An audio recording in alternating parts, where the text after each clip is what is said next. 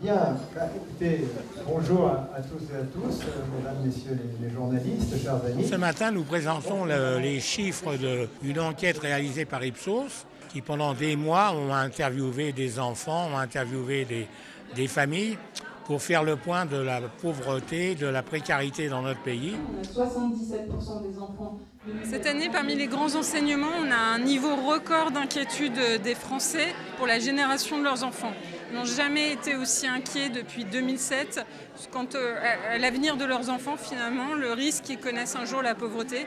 La précarité, c'est un problème. Je l'ai remarqué dans ma vie de tous les jours où je voyais des SDF, comme on les appellera, dans la rue, par terre.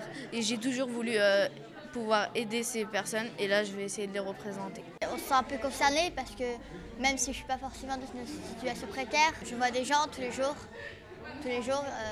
et j'ai envie de faire quelque chose, mais je ne sais pas tellement comment faire. 80% des enfants pensent qu'il y a énormément de malheureux.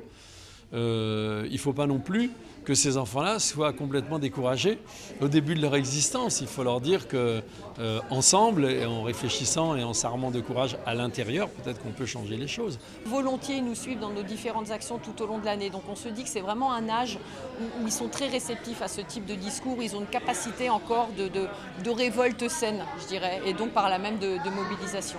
Ça donne envie d'aider, quoi. Parce que quand on a connu ça, on sait que c'est difficile et voilà, on veut aider les autres pour pas qu'ils souffrent comme nous on a souffert.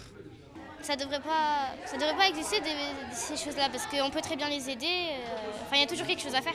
Il n'y a pas de résignation aujourd'hui chez les enfants. Ils ont peur pour l'avenir, mais ils ont le sentiment qu'on peut encore faire des choses pour aider les personnes en situation de précarité. Et pour nous, c'est un encouragement à faire encore plus pour réaliser ce grand projet d'un mouvement Enfants copains du monde, où les enfants eux-mêmes participent à la solidarité pour développer ce grand mouvement d'apprendre aux enfants à s'aimer plutôt qu'à se haïr, à se rencontrer plutôt qu'à se fuir.